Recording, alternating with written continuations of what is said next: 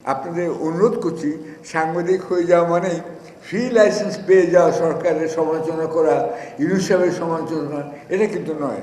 আমি কিন্তু সরকারকে টেনেই বলছি। এখানে আমি মাহফুজ সাহেবের একটা কথা বলতে চাই। উনি চলে গেছেন, আশা করি তার সহযোগী মিস্টার মতিউর রহমান এটা পৌঁছে দেবেন। তিনি বলেছেন যে সাংবাদিকরা ভুল করতে পারে। ধন্যবাদ এই কথাটা বলার জন্য।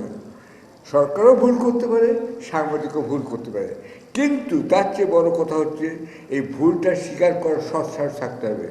মতিউর রহমানকে জানিয়ে দিতে চাই, তিনি যদি মাহফুজকে বলেন, আমি তাকে অতি বিনয়ী আখ্যা দিচ্ছি, কেন তিনি বিশাল ভুল করেছিলেন 1/11 হওয়ার পরে, এবং সেই ভুল তিনি কিন্তু টেলিভিশনে সকলের সামনে স্বীকার করেছিলেন। Thank you mister Mahfuz Anam. এই দৃশ্যটা মনে রাখতে হবে। আজকে যদি 1/11 না হতো, তার কয়েকটা আপনার তত্ত্বাবধায়ক সরকার হয়ে যেত। এখানে কেউ কেউ আছেন সাংবাদিক, তারা কিন্তু তত্ত্বাবধায়ক সরকারের বিরোধিতা করেছিলেন, যার ফলে আপনারা জানেন যে 1/11 হতে পারলো। এটাও কিন্তু সাংবাদিকরা বিশাল ভুল করেছিলেন। তা যদি না হতো, তাহলে হয়তো 2008 সালের নির্বাচনে বা 2007 সালের নির্বাচনে বিএনপি জিতত অথবা আওয়ামী লীগ জিতত। কিন্তু যা খালেদা জিয়ার যে অবদান, এটা আপনাদের অনেক কিছু মনে রাখতে হবে। তার অবদান কিন্তু হচ্ছে যে এই যে তত্ত্বাবধায়ক সরকার করে গিয়েছিলেন, সেই ধারা যদি অব্যাহত থাকতো তাহলে কত ভালো হতো। আপনারা চিন্তা করুন, খালেদা জিয়া তত্ত্বাবধায়ক সরকার করে হেরে যাওয়ার পরে তিনি সূক্ষ্ম কারচুপি, স্থূল কারচুপি এসবের কথা না বলে তিনি নীরবে বিদায় নিয়ে চলে গেলেন। আওয়ামী লীগ ক্ষমতা এলো 96-এ। তারপরে আবার দেখুন 2001 সালে অত্যন্ত অপ্রত্যাশিতভাবে আওয়ামী লীগের বিএনপি আবার ক্ষমতায় ফিরে আসে। এই যে চেঞ্জ অফ গভর্নমেন্ট হচ্ছিল, আপনার 3টা তত্ত্বাবধায়ক সরকার আন্দোলনের নির্বাচন হলো, এই ধারাটা যারা বন্ধ করলেন তারা জানেন, এবং তাদেরকে আমি এখনও বুঝতে অনুরোধ করছি যে এইটা যেন না হয়। যদি বিএনপি আবার ক্ষমতায় আসে, তারপরে কি হবে আমি জানি না, সেটা পরের কথা।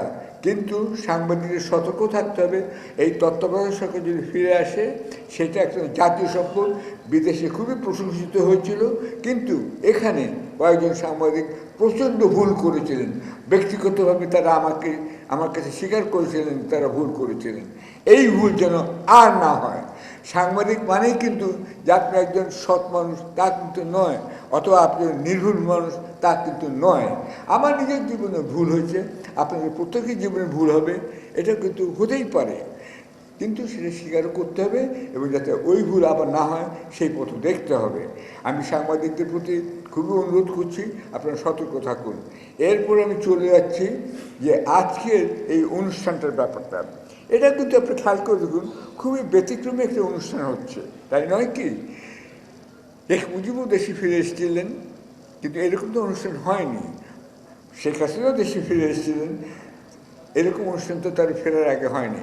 এই যে মত বিনিময় সভা হচ্ছে আজকে তারেক রহমান ফিরে আসার আগে, চমৎকার কথা, কিন্তু এই জন্য প্রস্তুতি থাকা দরকার। খালি এখানে বক্তৃতা দিলেই হবে না।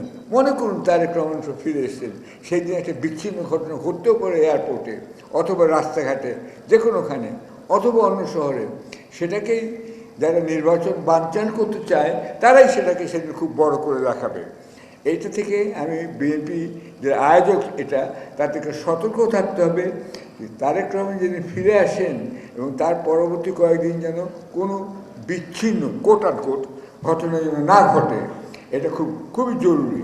কেননা তারেক রহমান এবং বিএনপি 8 পাস না বিএ পাস এমএ পাস আমার কাছে কিছুই আসে যায় না।